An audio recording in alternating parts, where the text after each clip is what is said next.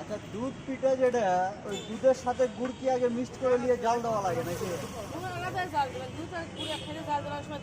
এটা ছাড়ে ছাড়ে। এ বড় ফ্যামিলি।